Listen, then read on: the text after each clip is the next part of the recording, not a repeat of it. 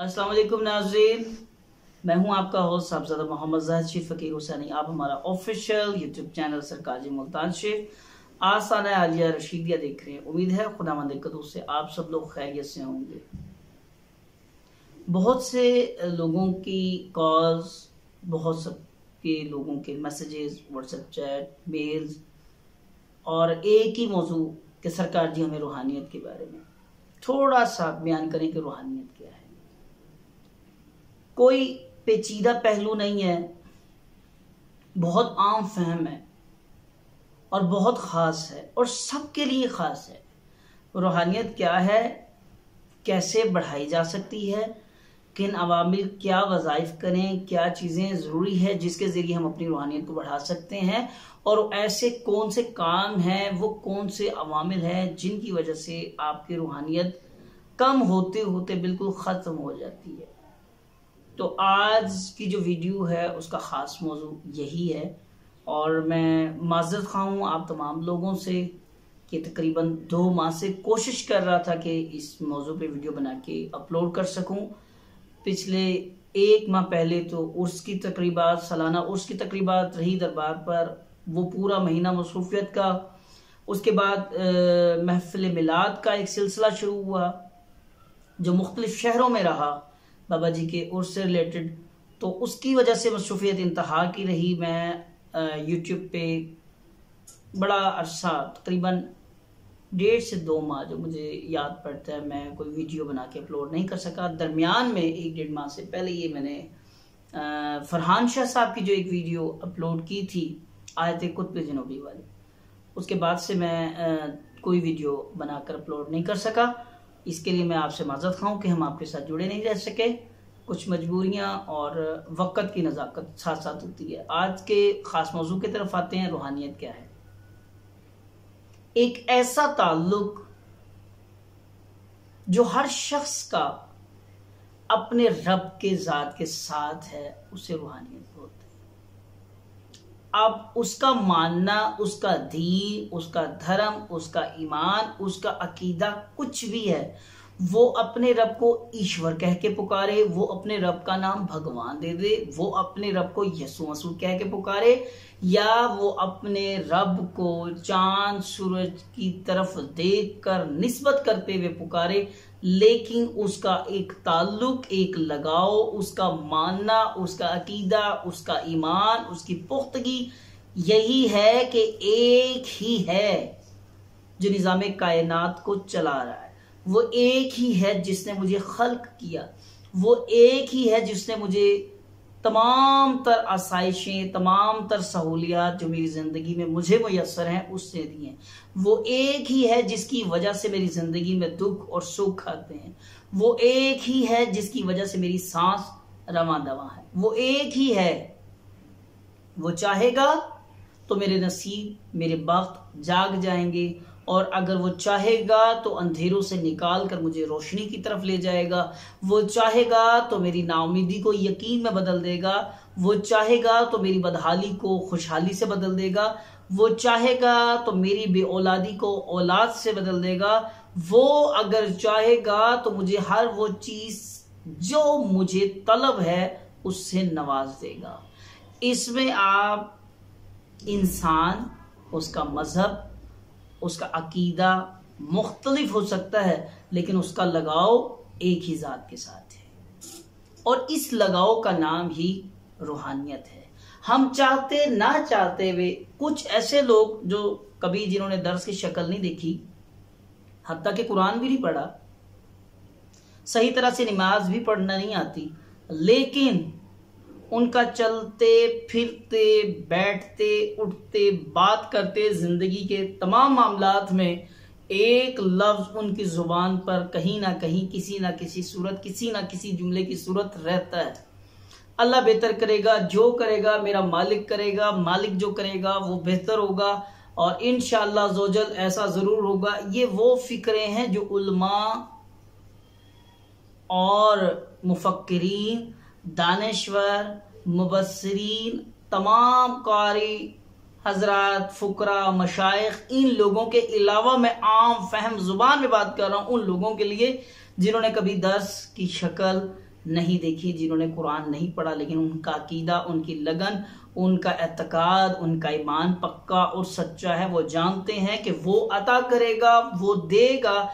इस लगन को जो जितनी मजबूत होती है, जिसको हम तवक्कल इल्लाह कहते हैं, वो तवक्कल जब अल्लाह की ज़ात पे, अल्लाह के भरोसा जितना मजबूत होगा, आप न सिर्फ दुनिया बल्कि आखिरत की कामयाबियां भी खूब समेटेंगे। तवक्कल इल्लाह इंसान की ज़िंदगी में बहुत ज़रूरी है। तवक्कल है क्या, इसकी मैं अगर मिसाल देना शुरू करूं तो शायद मेरी सारी ज़िंदगी गुजर जाए। मैं एक छोटा सा वाक़या सिर्फ बयान कर दूं। हज़रत बीबी राबिया बसरी रहमतुल्लाह एक बार कहीं जा रही थी, ज़ईफ़ बहुत थी, उम्र रसीदा थी, हाथ में एक छड़ी थी और बोलती जाती थी, हाथ से कमर पकड़ी हुई थी, एक हाथ से छड़ी, और बोलती जाती थी, या अल्लाह मुझे तो बस तेरा सहारा है, मुझे किसी का सहारा नहीं, मुझे तो तेरा सहारा है और किसी का सहारा नहीं। अचानक ख्याल आया, शैतान ने एक वसवसा डाला कि अल्लाह का अगर सहारा है तो ये छड़ी क्या चीज़ है जिसको तू पकड़ के चल रही है, ये भी तो तेरा सहारा है। जैसे ही ये ख्याल किया, वो फौरन छड़ी उठाई और फेंक दी। क्यों? कि मैं ऐसा कोई सहारा जो तेरी ज़ात के अलावा हो मैं रखना ही नहीं चाहती। जिसका तवक्कल जितना ज़्यादा अल्लाह की ज़ात पे मजबूत होगा, जितना ईमान अल्लाह की ज़ात पे जिसका जितना मजबूत होगा, वो दुनिया और आखिरत में उतनी ही कामयाबियां समेटेगा, वो उतना ही फलाह वाला होगा, वो उतनी ही जल्दी निजात हासिल करने वाला होगा। आपका अल्लाह की ज़ात के साथ ताल्लुक बहुत मजबूत होना चाहिए, अल्लाह की ज़ात पे भरोसा होना चाहिए। ये वहम वसवसे ज़रा सी बात पे, कई लोग कुछ होते हैं, ज़रा सी बात पे फ़ोन खड़का देना, पीर साहब फलां मसला है, ऐसा तो नहीं हो जाएगा? कि नहीं भाई ऐसा नहीं होगा, अल्लाह बेहतर करेगा। सरकार जी ऐसा मसला है, अगर ऐसा करूंगा ऐसा तो नहीं हो, नहीं भाई ऐसा नहीं, इंशाल्लाह अल्लाह बेहतर करेगा। कि सरकार जी मैंने ऐसा किया था, ऐसा नहीं हुआ, ऐसा हो गया, तो भाई अल्लाह बेहतर करेगा। खुदा के लिए तवक्कल इल्लाह। जिस शख्स का मजबूत नहीं है, जिसका तवक्कल अल्लाह की ज़ात पे नहीं है, तो वो कहाँ खड़ा है, वो क्या सोच रहा है? रूहानियत इसी चीज का नाम है जो आपकी रूह को, आपकी लगन को, आपके अकीदे को, आपके ईमान को अल्लाह के साथ पेवस्त कर दे, जोड़ दे। मशाइख़-उज़्ज़ाम का, पीरों और फ़कीरों का, उलमाए कराम का, सबका काम यही तो है। मुरीदैन, अकीदतमंद, शागिर्द, दोस्त, अहबाब, रिश्तेदार, मिलने वाले, चाहने वाले जब आपके पास चल कर आते हैं, हम सब की एक ही नसीहत और एक ही वसीयत होती है। ये वज़ाइफ जो दिए जाते हैं, पीर कोई अपने नाम की माला जपने के लिए किसी को नहीं बोलता कि आप मेरा नाम इतने दिन पुकारो तो आपका काम हो जाएगा। हमारे पास जब भी लोग आते हैं, हम सूरह फातिहा के जरिए, किसी को सूरह इखलास के जरिए, किसी को सूरह मोहम्मद के जरिए, किसी को सूरह आले इमरान के जरिए, किसी को वजीफे के जरिए, किसी को खुदा के नाम के जरिए, किसी को दुरूद पाक के जरिए एक ताल्लुक एक रब बनाया जाता है अल्लाह की ज़ात के साथ। वो उस नमाज का आंसर भी उसमें शामिल हो जाता है कि शख्स आया कि सरकार जी मैं परेशान हूँ, मेरी औलाद नहीं है, तो आप दुआ कर दें औलाद हो जाए। सब जानते हैं कि देने वाली खुदा की ज़ात है, नवाजने वाली सिर्फ खुदा की ज़ात है, खुदा के सिवा कोई नहीं दे सकता। तमाम लोग सिर्फ वसीला होते हैं, वो भी दुआ के लिए। करना देना सिर्फ रब की ज़ात ने। ये मोमिन के लिए भी हुक्म है कि एक मोमिन दूसरे मोमिन के लिए दुआ करवाए, एक मोमिन दूसरे मोमिन से दुआ करवाए, और दुआ कराने से बेहतर है दुआ लेने वाले काम करना। हम एक जुमला बोलते हैं सबके साथ जाके, ये बड़ा परेशान हूँ, फलां है, यार मेरे लिए दुआ करना। दुआ कहना और चीज़ है, दुआ लेना और चीज़ है। तो मैं आप तमाम लोगों को नसीहत इस बात की करूंगा, दुआ करने के लिए कहा ना करो किसी को कि आप मेरे लिए दुआ करें। आप लोगों के लिए ऐसे काम कर जाएं कि उनके दिल से आपके लिए दुआ निकले, किसी यतीम के लिए, किसी गरीब के लिए, किसी मसाकीन के लिए, फुकरा के लिए कुछ ऐसा कर जाएं जिससे उनके दिल से आपके लिए दुआ निकले, तो अल्लाह तबारक ताला के साथ सुनने वाली है, अल्लाह तबारक ताला नवाजने वाला है, अल्लाह देने वाला है।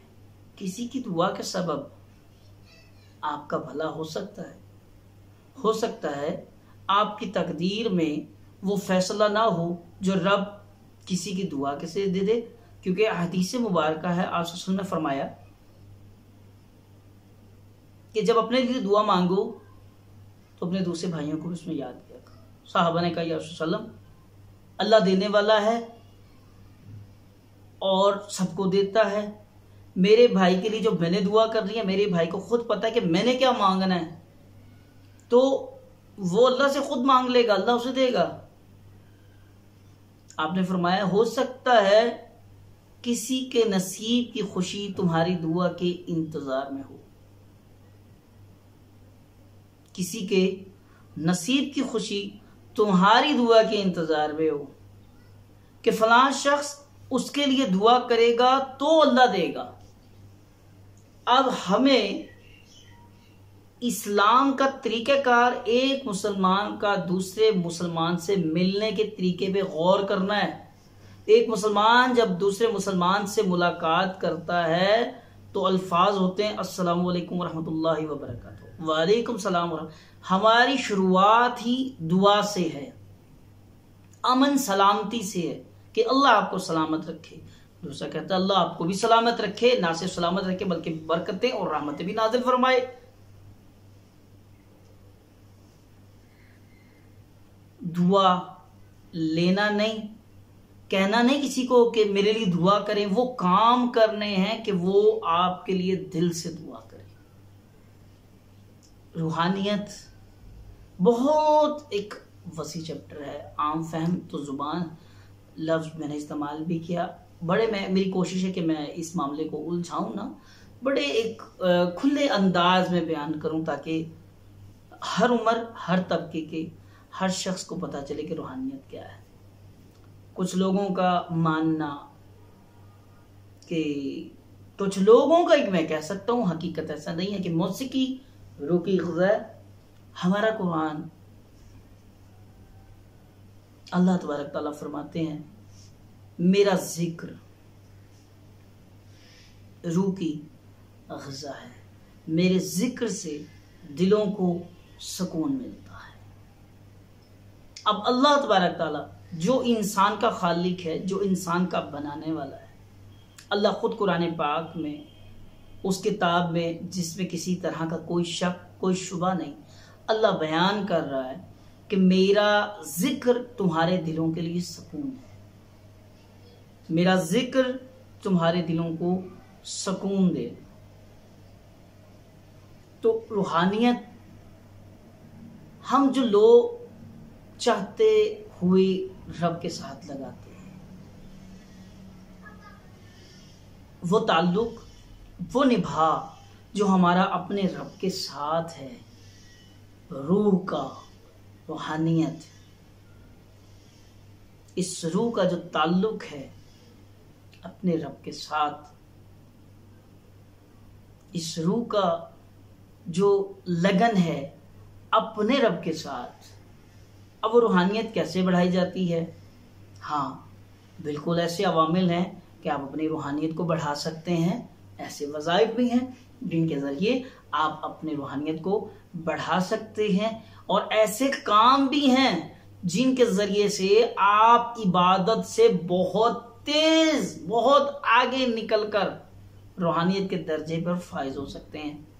अब मैं पहले उन जिक्र, अज़कार और वज़ाइफ से पहले उन कामों की तरफ आऊंगा कि जिनसे आप न सिर्फ अपनी रूहानियत को बढ़ा सकते हैं बल्कि आबिदों, जाहिदों और आलिमों से बहुत तेज, फुकरा और दरवेशों से कई आगे, पीरों, फकीरों, मशाइख उज़ाम से कई आगे जा सकते हैं। जी हाँ, बिल्कुल आप भी जा सकते हैं, और वज़ाइफ से नहीं, नफली इबादत से नहीं, खिदमत खल्क, ये याद रखिए, खिदमत खल्क, और इसमें किसी तरह की कोई तफरके फिरके की तासुब की ऐनक नहीं लगानी कि अंधा बाटे रेवड़ियां और अपनों अपनों को बुला बुला कर दे, वो काम नहीं करना। रंग नस्ल का ताल्लुक नहीं रखना। खिदमत खल्क क्या चीज है, वो एक वाकया जो इब्राहिम बिन अदहम के बारे में आपने पढ़ा भी होगा और सुना भी होगा। एक रात उसने अपने कमरे में फरिश्तों को मौजूद पाया जो एक सोने की किताब पे, चांदी के वर्कों वाली किताब पे सोने की कलम से कुछ लिख रहा था। कि इब्राहिम बिन अदहम ने पूछा कि तुम क्या लिख रहे हो? तो उसने कहा कि मैं उन लोगों के नाम लिख रहा हूं जो अल्लाह को पसंद हैं, जो मकबूल बारगाह हैं। पूछा इसमें मेरा भी कहीं नाम है? कहा नहीं। वो नाम लिखे जा रहे थे इबादत गुजारों के, जो अल्लाह की इबादत करते रहे।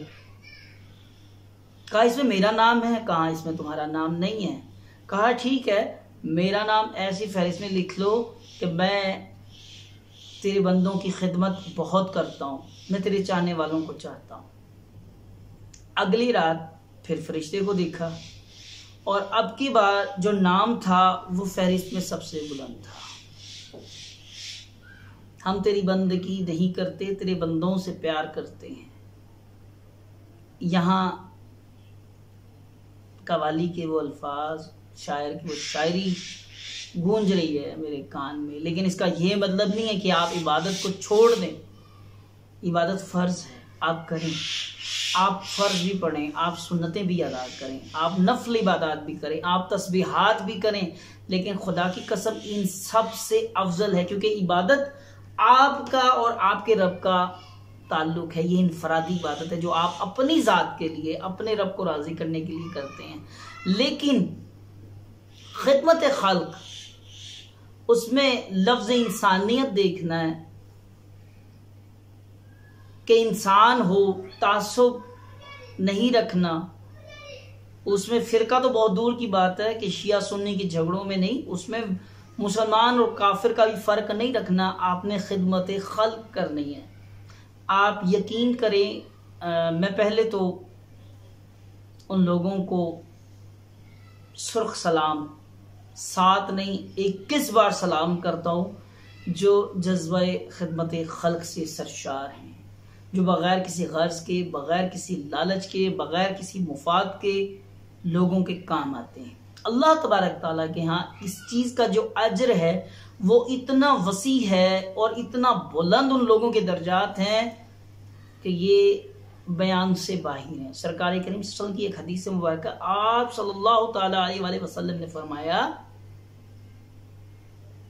अगर कोई शख्स अपने किसी मुसलमान भाई के साथ उसके काम की गर्ज से जाए, यानी कि फलां शख्स का काम है, उसने आपको दावत दी कि भाई मेरा फलां जगह काम है, आप मेरे साथ चलो, और वो शख्स उसके साथ जाए,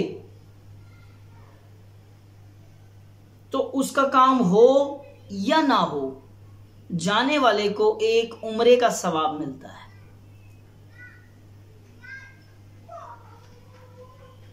इस हदीस को कोट करते हुए मैं हवाला दे सकता हूं कि आप खिदमत खल्क, वो लोग इंतहाई खुश नसीब हैं जो बेवाओं के काम आते हैं। वो लोग इंतहाई खुश नसीब हैं, ये उनके वक्त बुलंद है। अल्लाह तबारक ताला ने उनको तौफीक दी, अल्लाह ने उनको नेकी की तौफीक दी, अल्लाह ने उनको तौफीक बख्शी कि वो बेवाओं की खिदमत करते हैं और गरीबों के सर पे हाथ रखते हैं, बीमारों के लिए कुछ खिदमत पैसे के हिसाब से करते हैं, माजूरों के काम आते हैं। किसी बेघर का घर बनवा दिया, किसी बेवा को राशन डलवा दिया, किसी बेसहारा का सहारा बन गए, किसी लाचार की मदद कर दी। मैं किस तरह अपने लफ्जों में आप लोगों को बयान करूं कि असल रूहानियत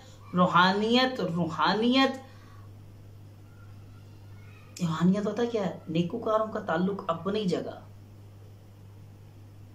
हजरत मूसा अलैहिस्सलाम ने सवाल किया, ऐ अल्लाह, जब एक बंदा तुझे पुकारता है कोई नेकुकार बंदा, तो या अल्लाह तू क्या जवाब देता है? अल्लाह ताला ने फरमाया, ए मूसा, जब कोई नेकुकार बंदा पुकारता है तो मैं कहता हूं लब्बैक का या अल्लाह। जब गुनाहगार कोई पुकारता है, क्या तू गुनाहगार की बात का भी जवाब देता है? अल्लाह ने फरमाया, ए मूसा, जब मुझे गुनाहगार पुकारता है तो मैं एक दफा नहीं 3 दफा कहता हूं लब्बैक लब्बैक लब्बैक।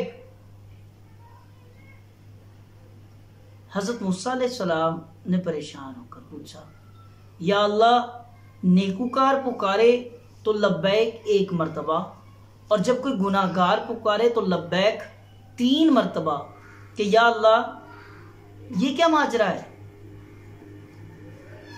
अल्लाह ताला ने फरमाया, ए मूसा, नेकुकार जब मुझे पुकारता है तो उसको मान अपनी नेकी पे होता है, इसलिए मैं 1 बार लब्बैक कहता हूं। और जब कोई गुनाहगार मुझे पुकारता है तो उसका आसरा सिर्फ मेरी रहमत पे होता है, इसलिए मैं 1 दफा नहीं 3 दफा लब्बैक कहता हूं। मेरा ख्याल में आप मेरे नुक्ते को समझ गए हैं कि रूहानियत बढ़ाने का, रब को राजी करने का, रब की खुशनुदी हासिल करने का, रब की रजा पाने का सबसे बड़ा जरिया वो खिदमत खल्क है। वो क्या है? वो खिदमत खल्क है। और उसके बाद अब आते हैं हम कि आप वज़ाइफ के ज़रिए, वो कौन सी आयात हैं, वो कौन से वज़ाइफ हैं, वो कौन सी सूरतें हैं जिनके ज़रिए से आप अपनी रूहानियत को बढ़ा सकते हैं। दुरूद पाक अक्सीर आज़म, मैं एक बार फिर दोहरा रहा हूं, दुरूद पाक रूहानियत को बढ़ाने के लिए दुरूद पाक अक्सीर आज़म। आप दुरूद पाक के ज़रिए से, और इसकी कसरत करें, वक़्त और तादाद ये मुकर्रर नहीं करनी। आप दुरूद पाक, कोई भी दुरूद पाक, अच्छा, दुरूद पाक के बारे में एक और चीज़ बता दूं। अक्सर कुछ लोगों ने दुरूद पाक बनाया, जैसे जल्दी जल्दी पढ़ लेते हैं, सल्लल्लाहु अलैहि वसल्लम, ये बस जल्दी का शॉर्ट एक दुरूद पाक बनाया, सल्लल्लाहु अलैहि वसल्लम। एक शख्स मेरे पास बैठा, उसने इसी तरह पढ़ा सल्लल्लाहु अलैहि वसल्लम।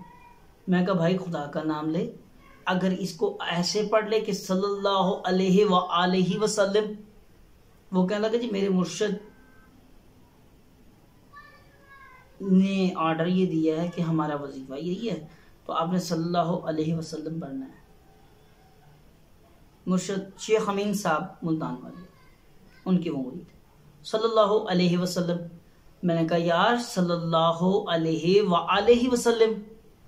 कहने कि जी आपके पास कोई हवाला, कोई दलील? मैं कहा, बिल्कुल मेरे पास सही बुखारी शरीफ की दलील है और हवाला भी है। वो ये है कि एक शख्स ने नबी करीम सल्लल्लाहु अलैहि वसल्लम के सामने दुरूद पाक पढ़ा। आप सल्लल्लाहु अलैहि वसल्लम ने फरमाया कि मेरे सामने दुम कटा दरूद ना भेजो। साहबी ने कहा, या रसूल अल्लाह, दुम कटे दरूद से मुराद क्या है? आपने फरमाया कि ऐसी कोई भी कुर्बानी जिसमें कोई नुक्स हो, क्या अल्लाह के यहाँ कबूल होगी? आपने फरमाया, साहबे ने कहा, नहीं या रसूल अल्लाह, जिसमें नुक्स हो तो कुर्बानी काबिल कबूल नहीं। आपने फरमाया, तो ऐसा दरूद जिसमें मेरी आल पर दरूद ना भेजा गया हो, उसकी मिसाल दुम कटे दरूद किसी है। यानी कि मुझ पे जब भी दरूद पढ़ो तो मेरी आल का जिक्र जरूर करना, सल्लल्लाहु अलैहि वसल्लम। मेरी ये सारी बात सुन के भी उस शख्स ने यही कहा कि जो मेरे मुर्शिद का हुक्म है, सल्लल्लाहु अलैहि वसल्लम। हमने यही पढ़ना, हमारा वजीफा यही है। खैर वो जाने, उनका रब जाने। अच्छी और नेक बात फैलाना सदका जारिया, मेरा काम था मुतला करना, मैंने इतला दे दी थी। बाकी अमल करना ना करना ये उनकी जिम्मेदारियां।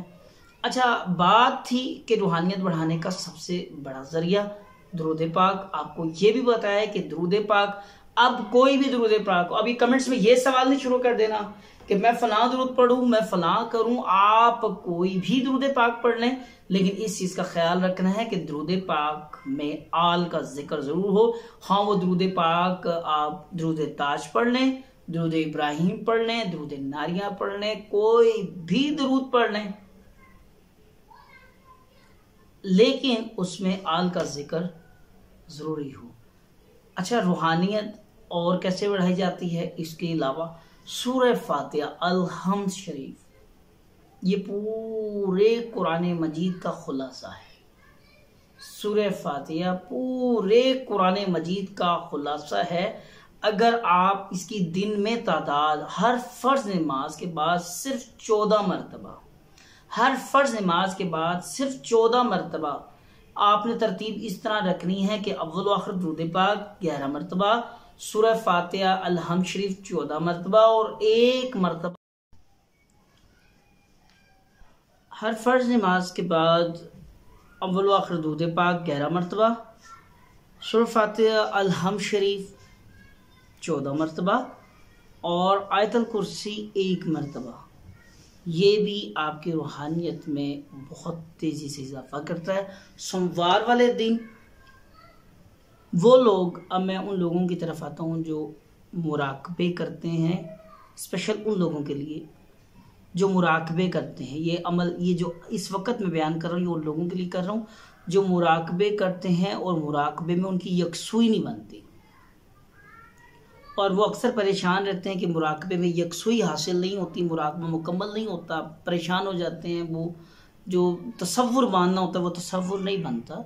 तो उनके लिए एक और चीज़ बता रहा हूँ, वो ये है कि सुबह फजर से थोड़ा सा पहले, फजर से थोड़ा सा पहले, ज़्यादा नहीं, 20 से 25 मिनट पहले आप बैठ जाएं। अल-हम्द शरीफ 121 मरतबा, अव्वल व आखिर दुरूद पाक 11 मरतबा, 121 मरतबा अल-हम्द शरीफ सूरह फातिहा पढ़ें। और उसके बाद सूरह नस्र, इज़ा जा नस्रुल्लाहि वल फतह 21 मरतबा साथ ये मिला के पढ़ लें। इंशाअल्लाह ज़ोजल ये अमल सिर्फ ज़्यादा नहीं, 11 दिन का अमल है, लगातार करें। और मुराकबा बिल्कुल नहीं मानना, कोई आपने सिर्फ बैठ कर ये अमल पढ़ना है और उसके बाद इंशाअल्लाह 11 दिन के अंदर अंदर आप देखेंगे इंशाअल्लाह ज़ोजल आपकी यकसुई बहुत मजबूत हो जाएगी, आपका तसव्वुर कायम होगा। जिस तरह का तसव्वुर मानेंगे वो इंशाअल्लाह आपका तसव्वुर कायम होगा। अब आते हैं रूहानियत के लिए कुछ और ज़रूरी चीज़ें, वो क्या है? सोमवार के दिन रोज़ा, हर सोमवार के, जिन दिनों आप ये वज़ाइफ कर रहे हैं, सोमवार के दिन आप रोज़ा रखें और 1 मरतबा और रोज़े की हालत में आप सूरह मोहम्मद को पढ़ लिया करें। हर सोमवार में, हर सोमवार 1 रोज़ा रखें, हफ्ते में 1 मरतबा हर सोमवार रोज़ा रखें और उस सोमवार में आपने सूरह मोहम्मद पढ़नी है। और इंशाअल्लाह ज़ोजल, और वो जो अमल जो मैंने बताया है सूरह फातिहा का हर फर्ज नमाज के साथ आयतल कुर्सी वाला, वो साथ जारी रखना है। इंशाअल्लाह ज़ोजल आपकी रूहानियत इतनी तेज़ी से बुलंद होगी कि आपको इस चीज़ का खुद एहसास होगा। अब कुछ लोग ऐसे हैं, अब ये उन लोगों के लिए, वो कहते हैं जी सरकार हमारा एक रब था, बड़े प्यारे प्यारे ख्वाब आते थे, एक सिलसिला था और वो सिलसिला मुकम्मल ख़त्म हो गया, अब वो रूहानियत रही नहीं है, वो ताल्लुक़ नहीं गिरा। कुछ कहते हैं कि ज़ियारतें बड़ी हुआ करती थी बुज़ुर्गों की, अब वो नहीं रही। तो अब मैं ऐसे अवामिल की तरफ आता हूँ जिनकी वजह से आपकी रूहानियत कम होते होते ख़त्म हो जाती है। वो क्या अमल है आपको वो भी बता देते हैं। सबसे पहले अजान हो रही है, अजान के बाद आपसे फिर थोड़ी सी गुफ्तगू करते हैं। जी, अजान का वक्फा था, अजान के लिए रुके थे और अब हम अपने ताल्लुक़ को वहीं से जोड़ते हैं जहाँ से मुनक़ता हुआ था। तो ऐसे अवामिल जिनकी वजह से आपकी रूहानियत कम होते होते ख़त्म हो जाती है। एक बात याद रखें, रिज़्क़ हलाल ऐन इबादत है।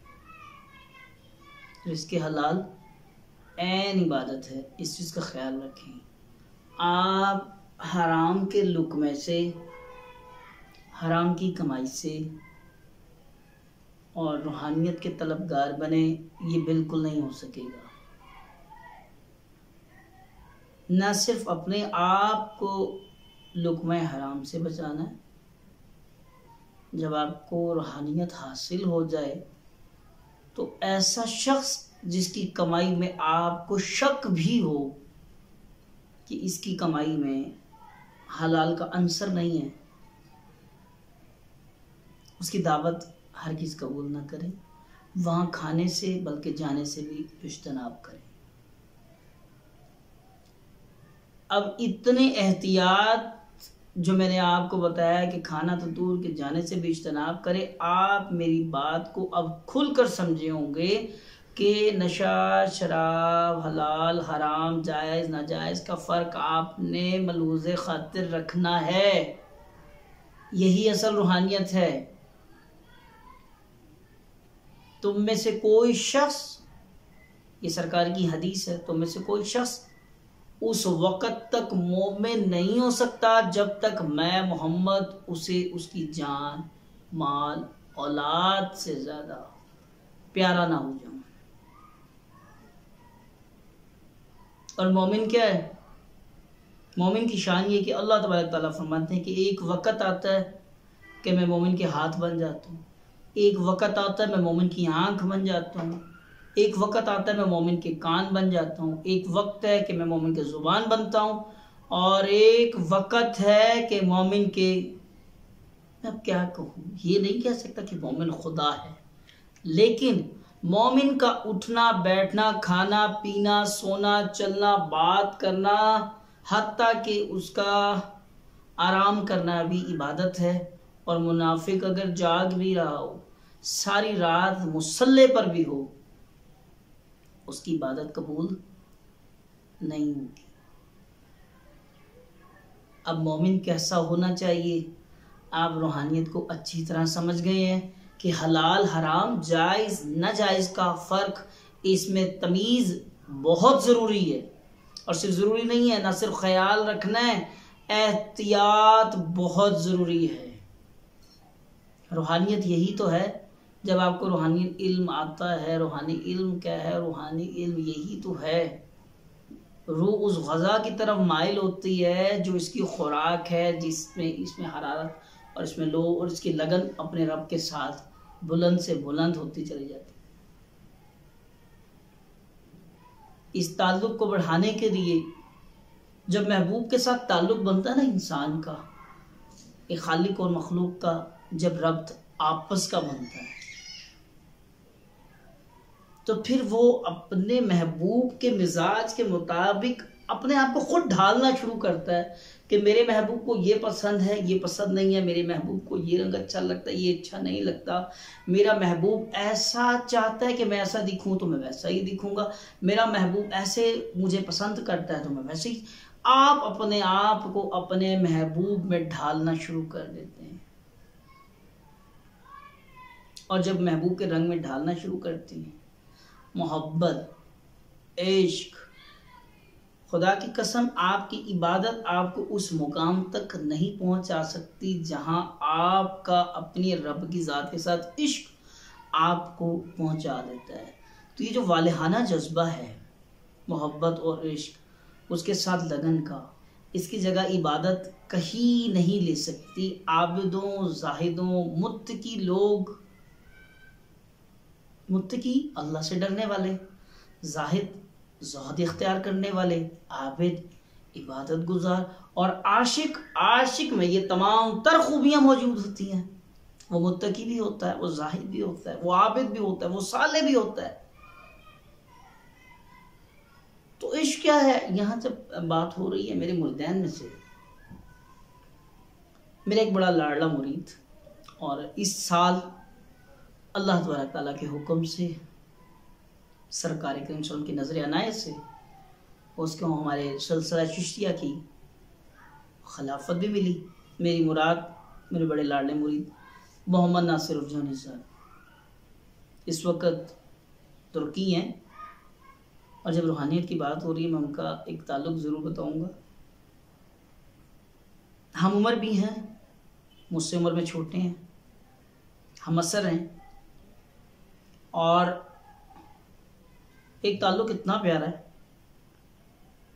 अक्सर जब राज़ो न्याज की बातें होती थी वो कहता था कि सरकार में कोई मामला हो खुद ब खुद हम कलाम हो जाता हूँ। मैं अपने रब से इस तरह बात करता हूँ कि जैसे वो मुझे देख रहा है, जैसे वो मुझे सुन रहा है।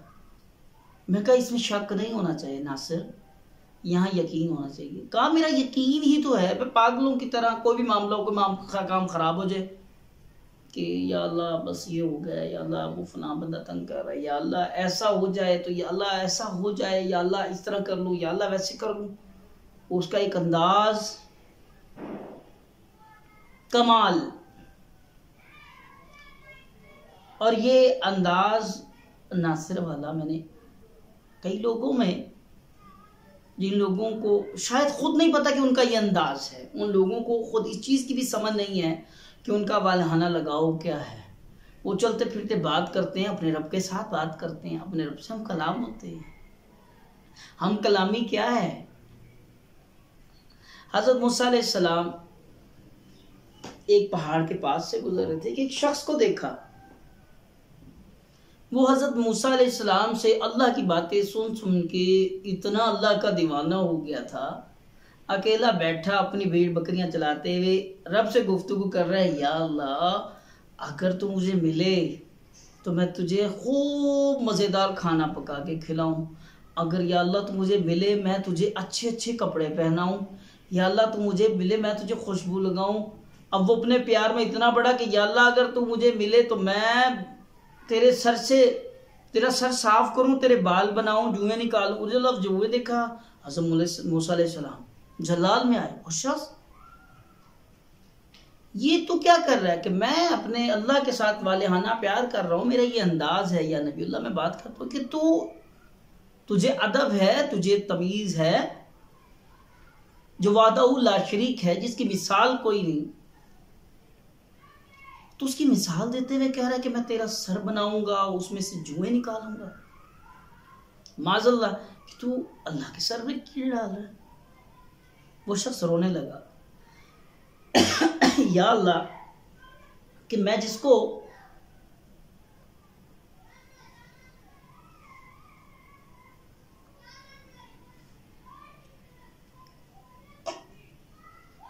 कि अल्लाह मुझे माफ़ कर, मैं जिसको वालेहाना अंदाज अपनी प्यार मोहब्बत वाला समझ रहा था वो तो गुस्ताखी निकला। वो रोने लगा। नबी अल्लाह ने कहा कि माफ़िया मांग कि अल्लाह तेरे हाल पे रहम करे, अल्लाह तुझे माफ़ करे। हज़रत मूसा अलैहिस्सलाम जब थोड़ा सा आगे गए तो अल्लाह तबारक तआला ने फ़ौरन ऐ मूसा कि या अल्लाह कि जा उस शख्स से जल्दी जाके माफ़ी मांग, वो जो मेरा बंदा रो रहा है, और उसे कह कि जिस अंदाज में तू मुझसे बात कर रहा था मुझसे उसी अंदाज में बात कर, मुझसे उसी अंदाज में मांग कि मुझे वो तेरा अंदाज पसंद। अब यहां अल्लाह का प्यार ऐसा है कि अल्लाह अपने एक बंदे के लिए नबी की वो डांट भी पिला रहे हैं और उनकी ड्यूटी भी लगा रहे हैं, जाके माफ़ी भी मांग और उसको कह उसी अंदाज में बात कर।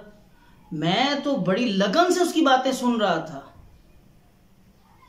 मैं बड़ी लगन से मैं उसको सुन रहा था कि वो मुझसे किस तरह मुखातिब है प्यार से, और तूने मेरा सारा रब्त ख़त्म करा दिया। हज़रत मूसा अलैहिस्सलाम फ़ौरन वापस आए, उस रोते हुए को चुप करा के कहा कि भाई मुझे माफ़ कर, तेरा और अल्लाह का तो ताल्लुक ही और है। अब यहाँ एक चीज़ का ख्याल रखना,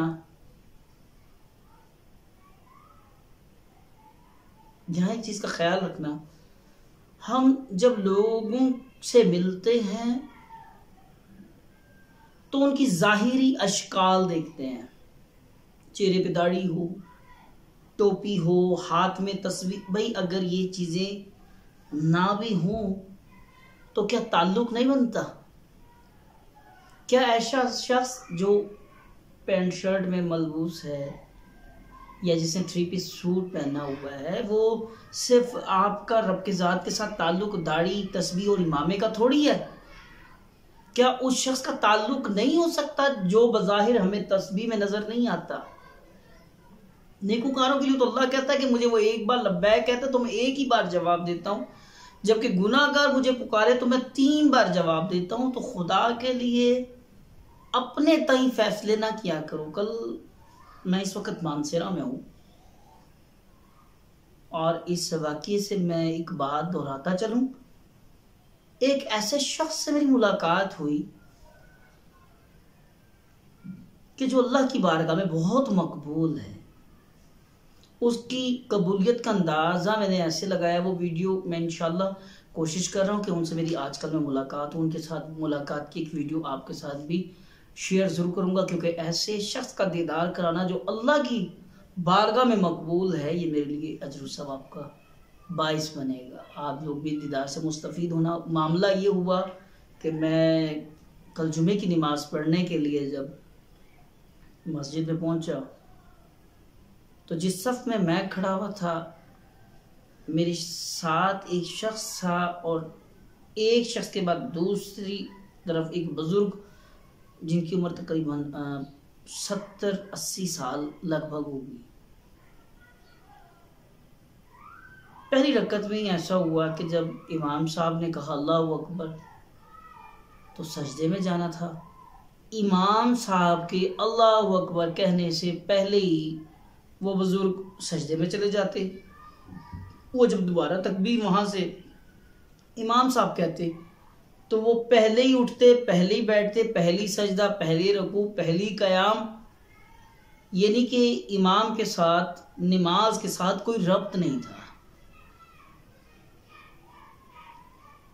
तो मैंने सोचा कि बुजुर्ग हैं, हो सकता है समात का मसला हो, तो इनको अलहदगी में जाके, सबके सामने तो नहीं मुनासिब लगता, अलहदगी में जाके बताऊंगा कि बुजुर्गों अगर सुनाई नहीं देता तो बंदा थोड़ा सा ध्यान करता है जमात की तरफ। जब जमात सजदे में जा रही है तो सजदे में चले जाओ, जब जमात उठ रही है तो सजदे से उठ जाओ। पहली बार ख्याल आया मुझे। जब दूसरी रकत हुई, दूसरा बार भी यही अमल था।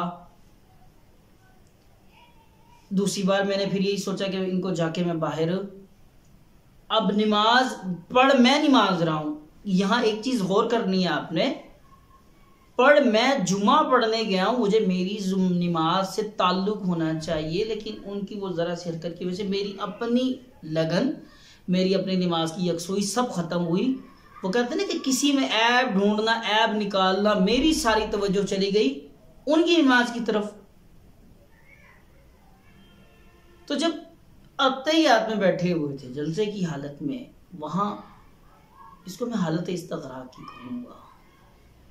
मैं क्या देख रहा हूं कि जैसे एकदम से नमाज खत्म हुई है, एकदम से मंजर, यानी कि मैं खुली आंखों से मैं बता रहा हूं कि मुराकबे की कैफियत ऐसी हुई कि खुली आंखों से मैं मंजर देख रहा हूँ। 4-5 बंदे आए, एक ने मेरी जिल्द जैसे बकरे की खाल उतारते हैं यहाँ से पकड़ा और यहाँ तक ले गया, और दूसरी ने यहाँ से लेके यहाँ तक। अब वो खा एक लम्हे, बस ये एक लम्हा गुजरा है सिर्फ, मुझे 4-5 बंदे लगे जैसे इन्होंने मेरी खाल खींचना शुरू कर दी।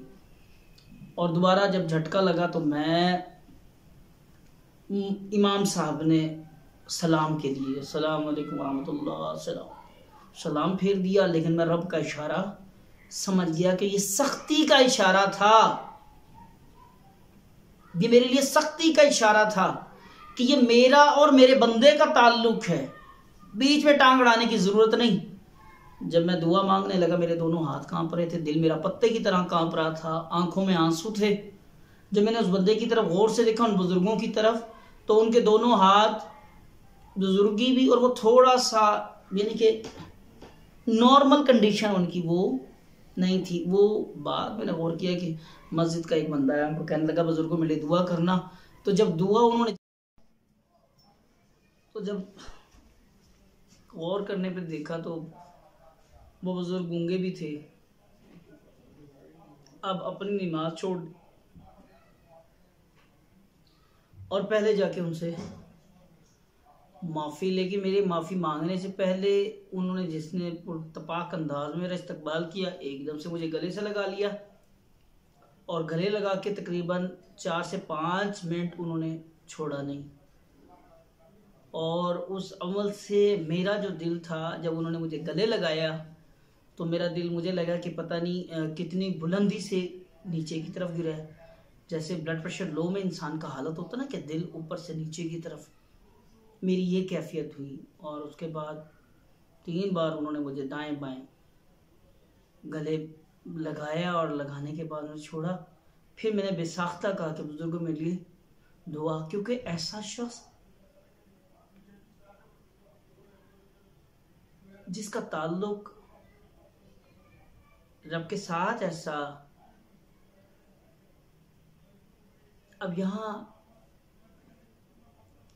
मुझे वो अल्फाज नहीं मिल रहे। हम घरों से निकल जाते हैं तबलीग करने के लिए कि फ़लाँ बंदे को वज़ू का तरीका बताएंगे, फ़लाँ बंदे को नमाज सिखाएंगे, फ़लाँ बंदे को बोलने के आदाब सिखाएंगे, फ़लाँ बंदे को बैठने के आदाब सिखाएंगे।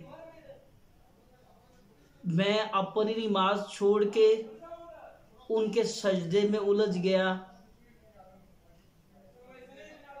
और उलझन का सबब ये मिला कि मुझे नज़ारा ये हुआ कि जैसे मेरी खाल खींच दी जाएगी। समझाना तो दरकिनार, बताना तो दरकिनार, अभी जिक्र भी नहीं किया था कि अल्लाह तबारक ताला का उस शख्स के साथ ताल्लुक देखें आप, कि मुझे बताने से पहले मुझे ये दिखाया जा रहा है कि खामोश है ना। अभी कोई जिक्र नहीं हुआ, कोई राब्ता नहीं था, अभी कुछ कहना तो दरकिनार, अभी सिर्फ सोचा था कि इनकी जाके थोड़ी सी इस्लाह कर दूंगा कि बुजुर्गों नमाज का ये तरीका नहीं, ये नहीं, ये तरीका है। तो जिसके साथ रब्बुल जलाल का ताल्लुक होता है और ताल्लुक भी इतना मजबूत हो कि वो कुछ कहने का मौका भी ना दे और कहने वालों को भी इशारा दिया जाए कि अगर कुछ कहा तो खाल खींच ली जाएगी, ये मेरा और मेरे बंदे का ताल्लुक है। तो खुदा की कसम, अगर आज हम रूहानियत की इस्तिलाह करें ना कि रूहानियत कहते किसे हैं, वज़ाइफ से, खिदमत खल्क से, किन चीज़ों से हासिल होती है। असल रूहानियत वो ताल्लुक है जो इंसान अपने रब्बुल जलाल के साथ कायम करता है। और इसके कायम के क्या ज़राए हो सकते हैं? खिदमत खल्क, इश्क़ रसूल, इश्क़ सहाबा, इश्क़ औलिया और इबादात, तमाम जायज़ नाजायज़, हलाल हराम, इन चीज़ों का ख्याल रखना। सबसे बड़ी रूहानियत ये है। रूहानियत ये नहीं है कि आपने फ़लाँ वजीफ़ा करना है, फ़लाँ वज़ाइफ से फ़लाँ तस्बीहात इतनी बार पढ़ें और कुरान पाक की फ़लाँ सूरत पढ़ लें तो आपको रूहानियत हासिल हो जाएगी। अगर लुक़्माए हलाल हराम की पहचान नहीं है, आपको खाने के लिए मुयस्सर हो लुक़्माए हराम और कुरान पाक की तमाम आयात, तमाम वज़ाइफ की आप गिरदाने करें और अपने तमाम फ़र्ज़ नमाज़ों के साथ साथ नफल इबादत का भी ख्याल रखें, तो क्या ख्याल है ये रूहानियत की कौन सी किस्म कहलाएगी? तो सरकार की जो हदीस है, ये जो आपके नोट के ऊपर लिखा होता है, ये बाकायदा हदीस है। रिज़्क़ हलाल ऐन इबादत है, इससे बढ़कर इबादत को